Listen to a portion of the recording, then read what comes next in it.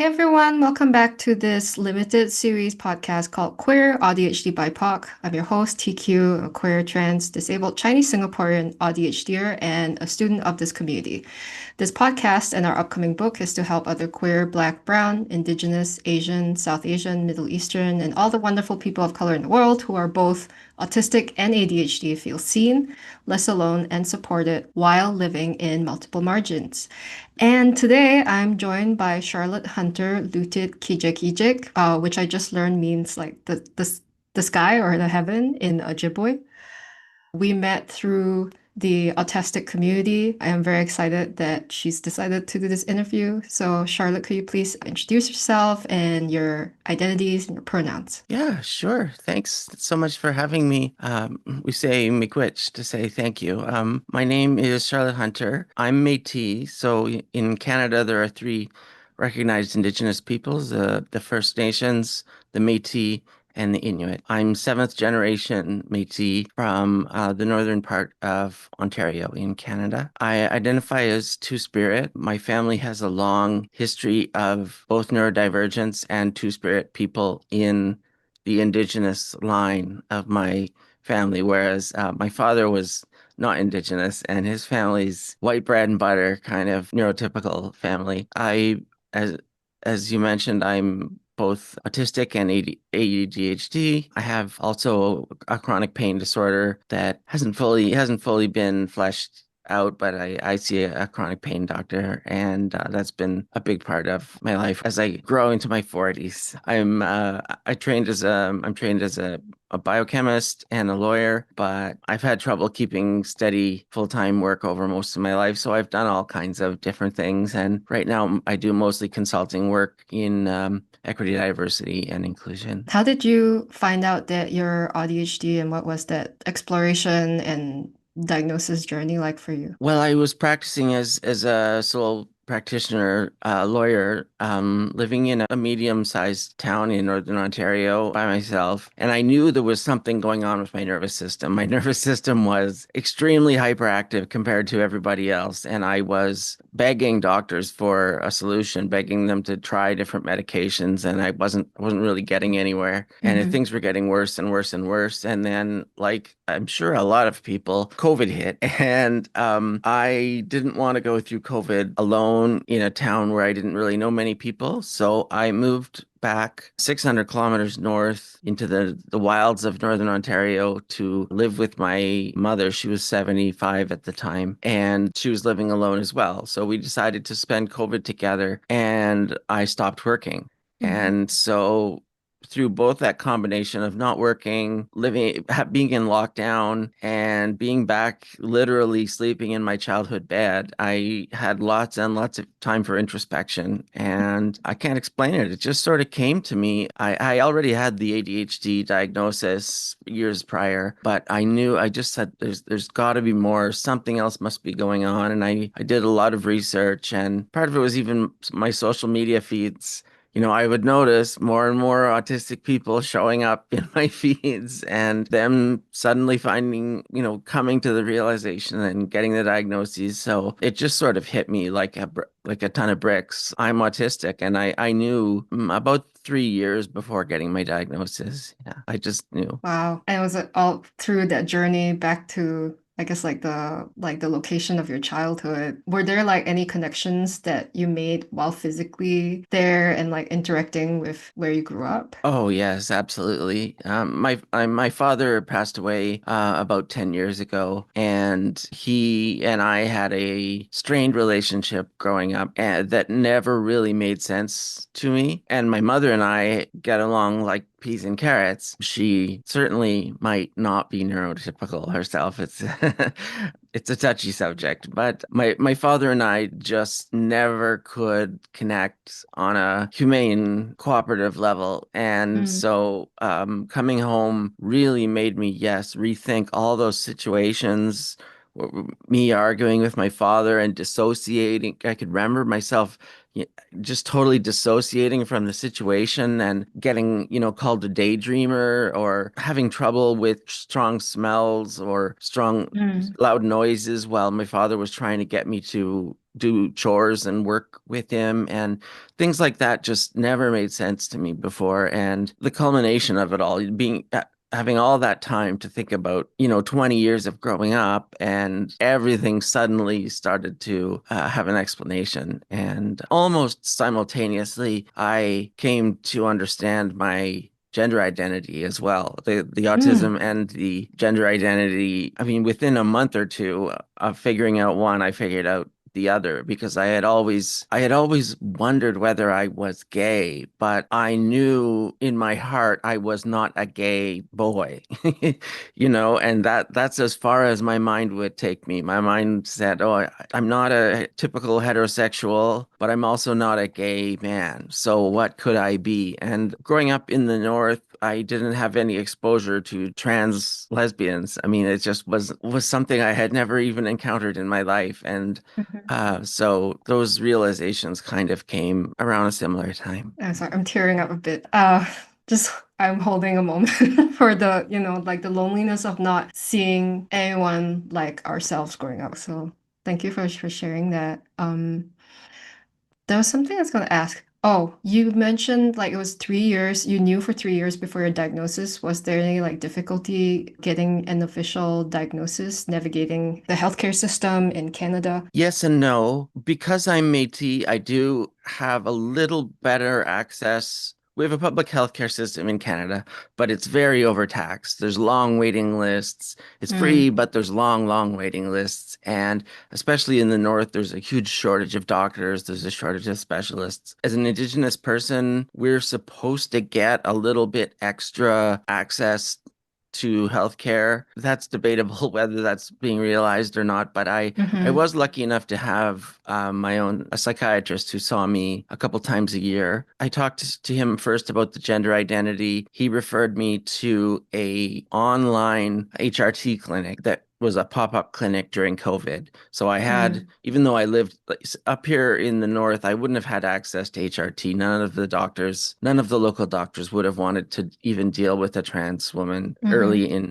in transition. He didn't have anywhere that he could refer me for an autism diagnosis. Psychiatrists here typically don't diagnose adults. So he said I would have to find a private clinic to get an autism diagnosis. And that took me several years to find a clinic. I wanted to find a neurodiversity positive clinic. So I did a lot of shopping around, and I found Embrace Autism, which is pretty well known. Yeah. Natalie Engelbrecht is neurodivergent herself. And so that's where I pursued a diagnosis. And filling out the forms took me 2 years because it was so hard for me to revisit all those childhood experiences and to reinterpret them. I would sit down to write about a childhood experience, and during the process of writing, I would be reinterpreting it in my brain. Oh, that's why I Yeah. felt I was dissociating. I wasn't daydreaming. So I would have to rewrite and rewrite and rewrite. And it took almost 2 years to get all of my paperwork into her. And then I remember it was just this year that I met with her online to get the formal diagnosis. And she was so calm and so affectionate. And she just kind of laughed and she just said, "Oh, Charlotte, you're ADHD through the roof and you're so very autistic."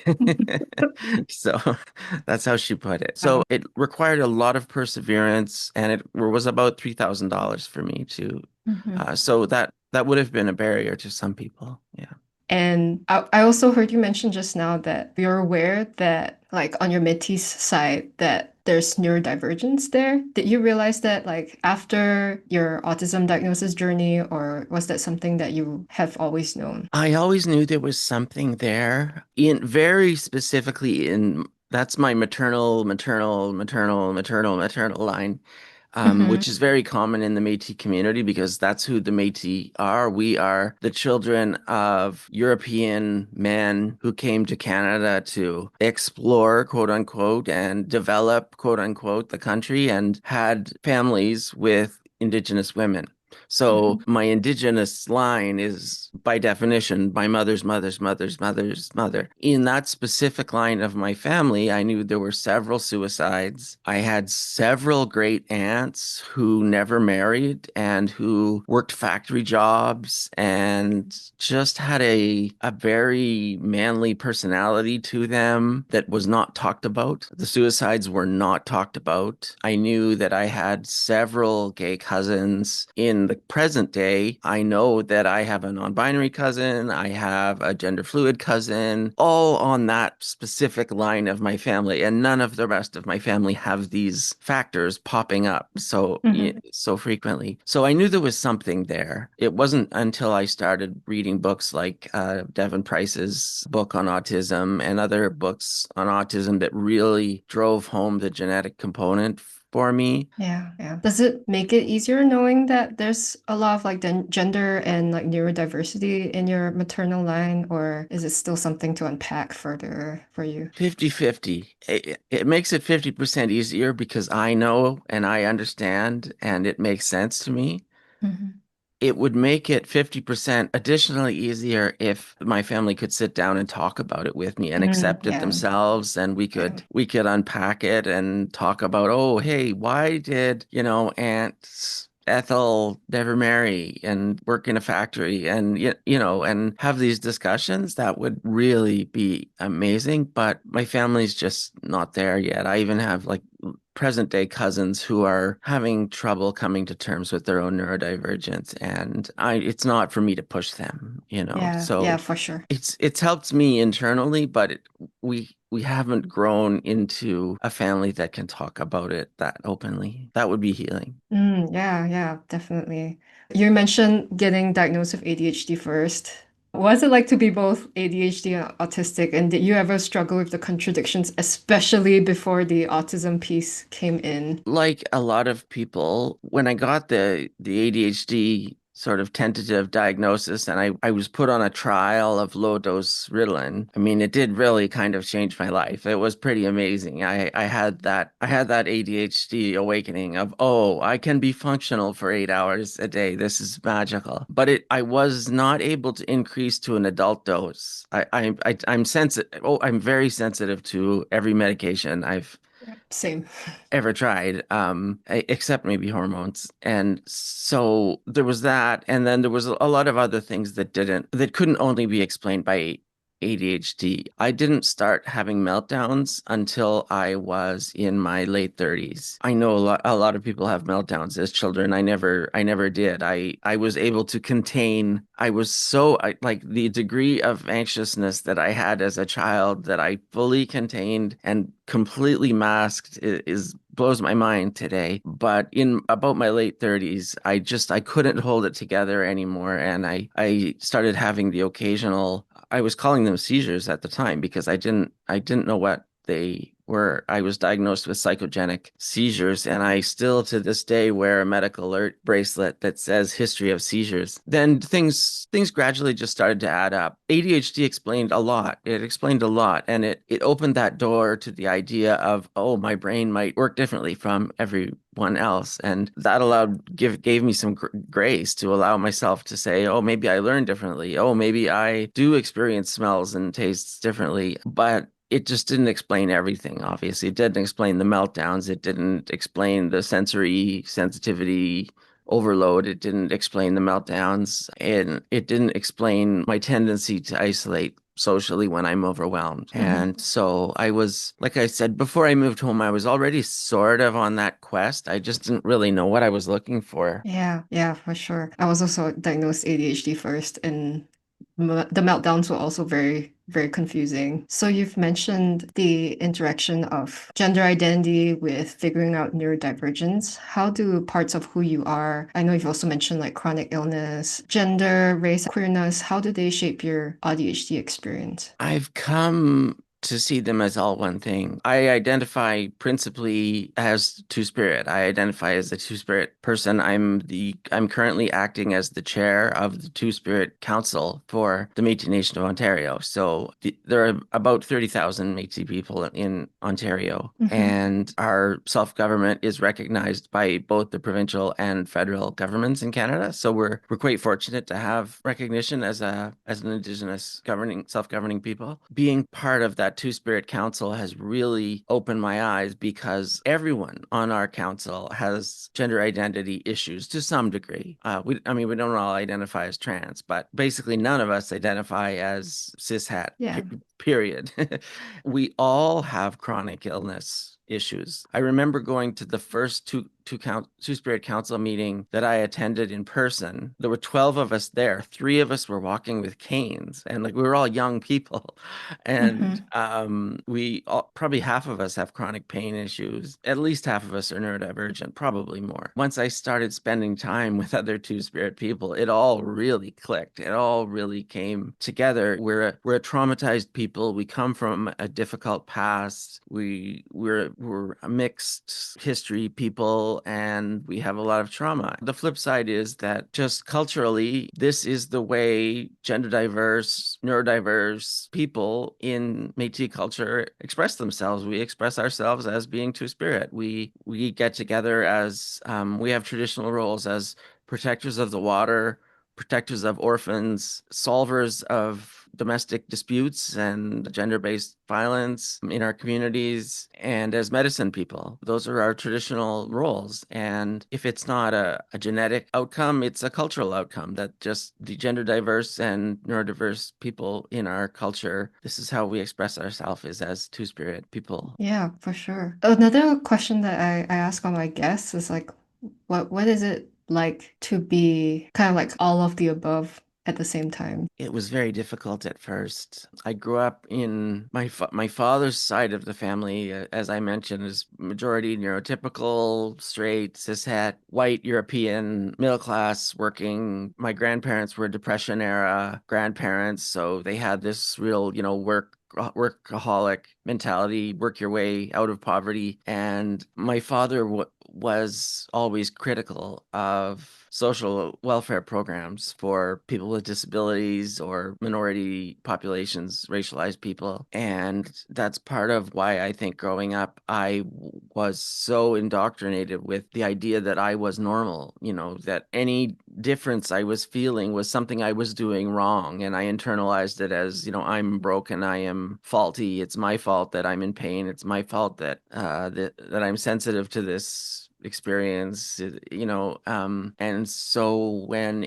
it came time to, for example, apply to law school and I self-identify as an Indigenous person, I took a law program that allowed me to kind of specialize more or less in Aboriginal law. So I had to self-identify to get into that program, and it was one of the first times I identified as a minority for the purpose of getting some sort of social assistance or social program. And it was hard because I always had my father's voice in my head, that we work our way. The only way we get the things we need in life without guilt and cheating, so to speak, is by working hard, and any social assistance programs are for other people, that they weren't for us. And so to now identify, I happily access the programs that I need, like the chronic pain clinic in Toronto. I'm lucky enough to have a pain doctor who's the president of the Canadian Pain Association, and I had to go through a lot of special programs to get to that point, but that's the level of pain care that I need. A regular doctor just can't help me. And so, yeah, it was very hard for me at first to identify as a minority population. And also, having grown up with white cis het privilege, I have to say it. I mean, growing up, I just existing as a male presenting, white presenting person in the world, I lived what white privilege was like until I came out at about 40 years old. It's very shocking how much privilege I gave away. I'm treated very differently now than when I was cishet presenting and when people understood me as white. So on one side, it's been difficult for me to check excuse me, those boxes Mhm. on application forms. But on the other hand, I've never gotten the things that I needed in life. And it's really nice finally in my 40s to start getting the things that I need to thrive. It's only through some social programs that I'm able to get those things. Wow. Yeah, that's really a lot, especially when you're talking about accessing like social support and those programs and then dealing with like the internalized ableism from your dad and I guess like whiteness, right? About needing like support. I was wondering if you could share how you navigate ADHD in your daily life. What helps you make your life easier? And then, at the end of the day, it is a disability. Like what do you find challenging no matter what? I've tried a lot of things that didn't work. I was keeping track of the number of talk therapy appointments I've had over the years, and it's well over 300. It's maybe over 400 hours of talk therapy that I've attended, and that has helped slightly. It's helped me with my self-esteem, my self-worth, and it's helped me with stress management. Some DBT skills have helped me, but cognitive behavioral therapy has been not useful. Trauma therapy, EMDR therapy has not been useful to me. In fact, it's been really awkward and uncomfortable. I've tried living in group homes. I've lived in 2 different group homes that were meant for people who needed a little extra support. One turned out to be very transphobic, so that wasn't great. The other one closed suddenly and left me homeless, so that wasn't great either. I would say the most successful solution that I've found for my AUDHD, and this is not me recommending anything, this is just me Yeah. personally, has been medication and spending time with other late diagnosed AUDHD people and other especially trans feminine people, especially of my age, late bloomers, so to speak. I take 12 prescription medications a day. That said, I have a special interest in pharmacology and a degree in biochemistry. Yeah. And so, I mean, I don't have any fear of medication. I've been very active when in my interactions with doctors about what I'm going to try and what I will and won't try and how much I'll take and what I think I should be taking. I'm leading the discussion most of the time. And if a doctor's not willing to work with me on those terms, I find a new doctor. That's But I awesome. slowly over the course of the past 10 years, I've hobbled together a regimen of about very low doses of about, if we take my hormones out, I take about 10 different prescriptions to manage sleep, my hyperexcitable nervous system, my chronic pain, my anxiety, and most of them are not the medications that mainstream people take for those things. I mean, it's not benzodiazepines, it's not Tylenol, it's not ibuprofen. It's rare, different. My body just reacts differently to medications Mhm. than other people. So I don't usually I wouldn't recommend what I'm taking to anybody else because Yeah. it's hyper unique. Mhm. And then my hormones, which make me feel very fantastic. My body has responded beautifully to HRT. And then also spending time in places like Autistic, where it's mostly late diagnosed autistics, half or more of which are ADHD as well. And also, I volunteer, for example, on the Pride Committee in the town where I live and on an autistic self-advocacy group in Toronto that has an online presence, and we raise the neurodivergent flag at City Hall in Toronto, in the largest city in Canada. Every year we have permission to raise the neurodivergent flag. So things like that have been giving me permission to accept my own neurodiversity. At first I had so much, like you said, internalized ableism and internalized transphobia, so much, like just heaps and heaps and heaps and heaps that I'm just scratching the surface of overcoming so far. But since I found a good medication regimen, I haven't had a meltdown in a few years. I'm able to manage my anxiety, enough that I don't need any external substances to help manage my anxiety. I can work 6 or 8 hours, 6 hours a day, while my Ritalin is at its peak, and the rest of the time I give myself permission to not work. And I'm not done my journey. I would love to be able to work more than 6 hours a day. And by work, I mean do anything useful, paying my bills, cleaning my room, in addition to doing any paid work. Mhm. I'm lucky enough to get a disability benefit in Ontario. It's tiny. I get $1,200 a month that I'm supposed to live on. The cost of living here is about $2,200 a month. So I work little contract jobs on the side and Mhm. I make enough to survive. Being able to do that without having a meltdown or use other substances to manage my anxiety, that's considered good enough for me for now. Yeah. Yeah, and it's such a journey, especially of self-knowledge, to figure out the meds that you need. I don't know if you identify as chronically ill, but I do, and the difficulty of like self-advocacy in the doctor's office is something that I struggle with a lot. Yeah, I have one of those doctors who they have a policy of only one issue per visit. Like you're only supposed to bring up one medical issue per visit, and I only get to see her once every 2 or 3 months. I probably have 5 to 10 issues that I'd love to discuss with Yeah, her per yeah. visit. I mean, I had gender-affirming surgery 6 months ago. That brings with it plenty of things to talk about and complications. And I'm on HRT. I've been waiting for 2 years to get access to an endocrinologist. I have excessive weight gain from some of my medications that I take. I get small chronic infections here and there. I'd love to talk to her about all of those things. And I'm made to feel like I'm breaking the rules if I bring up more than one issue, and it feels really minimizing, and it hurts because she's a great doctor, but I feel like I'm not quite allowed to access her Yeah. fully. Yeah. Yeah, I think that's one of the wild things about Western medicine is that all the different diseases and conditions are in their own silos, as if our bodies are not full of interconnected systems that all Yeah. affect each other.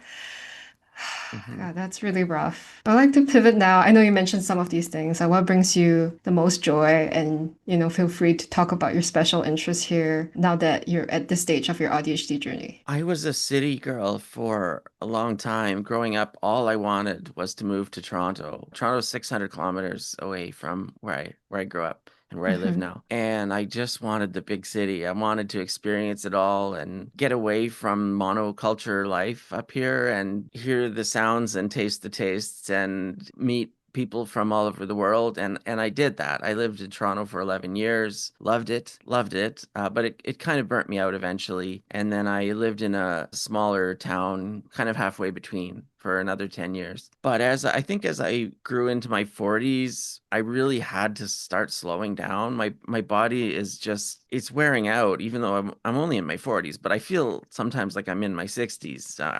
My body is tired. I have arthritis in my neck and my Mm. base of my spine. I have a bulging disc. I have neuropathy in my hands and my feet. I see a physiotherapist pretty regularly. So it was a good time to move home and slow down. And in doing that, in slowing down, I've rediscovered my connection to my culture. And that's probably been the greatest gift other than figuring out my gender and my neurodivergence. I was always connected to my culture and a part of it, but since I've moved home, I've been so much more involved with the Métis Nation of Ontario. My mother's an elder in the MNO as well, so we both go to community events together. We live out in the country, so I can walk around in the bush endlessly. We have beautiful summers here, harsh winters, but beautiful summers where I spend a lot of time in nature. I've learned to pray. That's new to me. I Mhm. pray in the language. I pray in Ojibwe, and I talk to the birds. I was given my spirit name about 4 years ago, and my clan, and I'm Eagle Clan. So, and I have a bird name. So I have a bird name, and I'm Eagle Clan. So I've really connected to the birds, and I talk to the birds every day. And I've started collecting traditional medicines as well. So my biochemistry degree has kind of come back to me, and in addition to all these pharmaceuticals I take, I collect natural medicines from our culture that grow naturally all around here that my family have been using for generations. I've learned to make teas and salves, and I give them to people as gifts. And that's been probably my biggest joy over the last 5 years, is reconnecting with my culture, learning the language a bit more, learning to pray, spending time in nature, and talking to the animals, and working with traditional medicines, and starting to kind of fulfill my role as a two-spirit person. It's so incredible to hear, especially the talking to the birds part. I try here. There's a tiny forest near me, but they fly away so fast. Uh, I find I can't talk to pigeons, for example, foreign birds that don't belong here. I can't talk to, they don't talk back to me. But the crows and the ravens and the jaybirds, we can mhm. talk to each other because they've been here for thousands of years, and we get Oh, along fine. that's so awesome. Yeah. What's the biggest thing you want other newly diagnosed or questioning, like late diagnosed queer ADHD people of color to know to help them feel less alone? Or conversely, if you could go back in time and talk to your younger self about being ADHD, what would you say? One of the most magical moments of my life, and I was quite nervous about it, was the first autistic meeting that I went to. I had never been in a room of only autistic people before, ever. Hmm. And I know it's sort of an oxymoron to tell an autistic person not to be alone. You know? I Yeah. mean, that's what autistic means, right? Our tendency towards the self. But Yes. but that first meeting of being in a room of only autistic people with no non-autistic people present was really transformative to me. It was a huge step in overcoming the internalized ableism, the internalized transphobia, and it felt so comfortable. It was just really freeing. I wonder if there had been resources like that anywhere near me growing up, if maybe I would have been identified younger. I mean, I would suggest if people suspect that their child is neurodivergent, I'm a fan of early diagnosis if possible. My life would have been better if I could have been diagnosed young, especially even with the ADHD. Even if it was just ADHD, I think it would have given me permission to be myself a little bit more. To someone who's new to the diagnosis, I would say try not to be alone exclusively.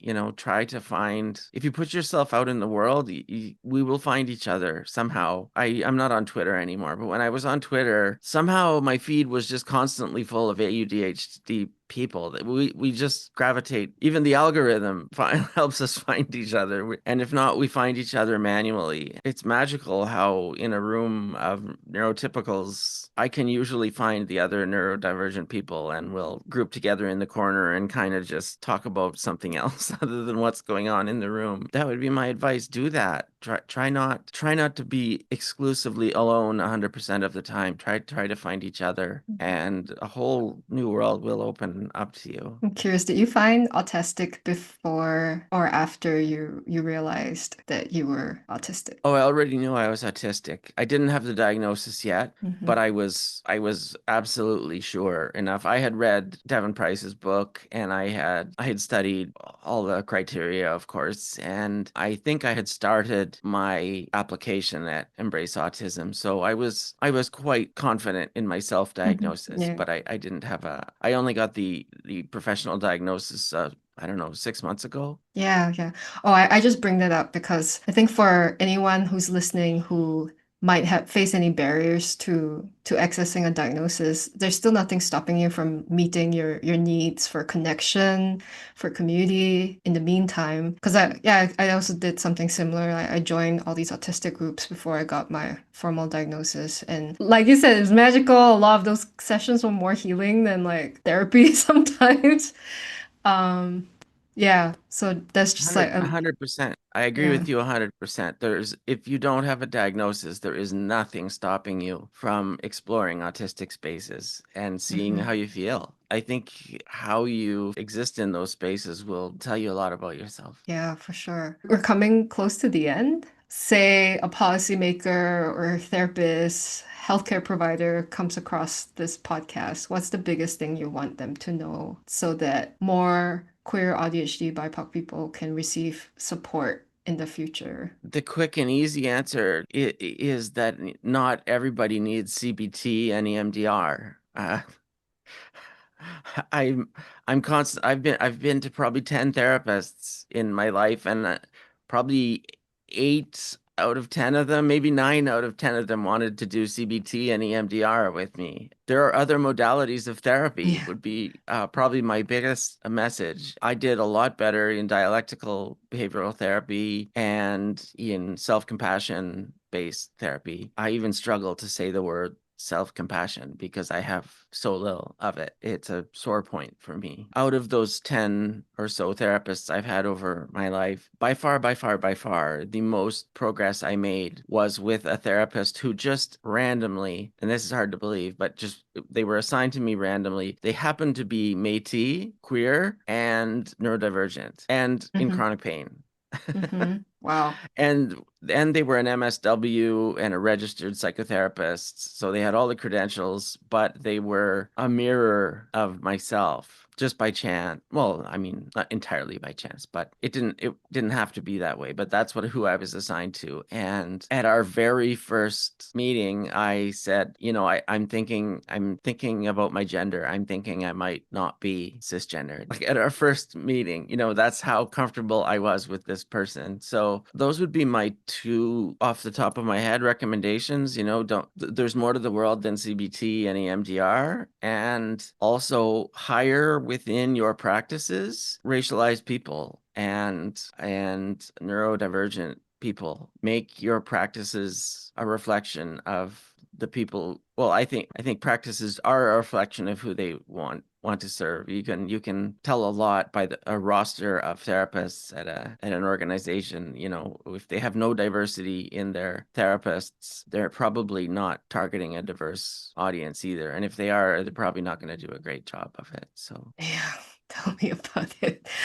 Oh, yeah, for sure. I was wondering, in your work as the chair of the Two Spirit Council, I imagine you do policy work or like you're involved in any policy work? we Like, do. Our primary purpose is to provide advice mm, to the governing council of the Métis Nation of Ontario. So we're mhm. we're an advisory group. We're an advisor group, yes. But we also get hired to do training in equity, diversity, and inclusion, but also more niche things. Like I teach courses on the effects of climate change on Two-Spirit people. To answer your last question, I just taught a course last week to 80 therapists about creating safer spaces for Two-Spirit people in their practice. So yes, our primary purpose as a council is policy work, but we also get asked to give presentations and occasionally paid for it. How can anyone who's listening support and uplift you and resource you, support your business, hire you for services? Like, where can we find you? All of that information. Sure. I'm easy to find on the web. My personal website is www.charlottehunter.ca, and all my contact information is there. My CV is there. Links to the Two Spirit Council are there.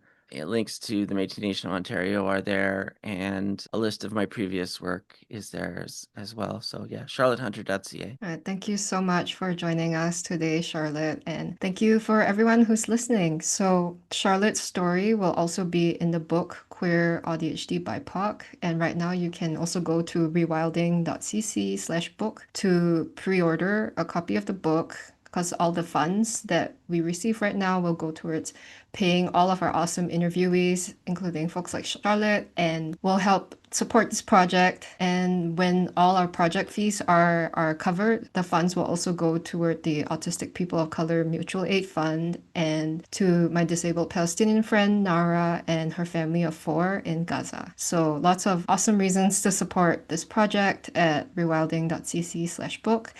And until then, we'll see you in the next episode.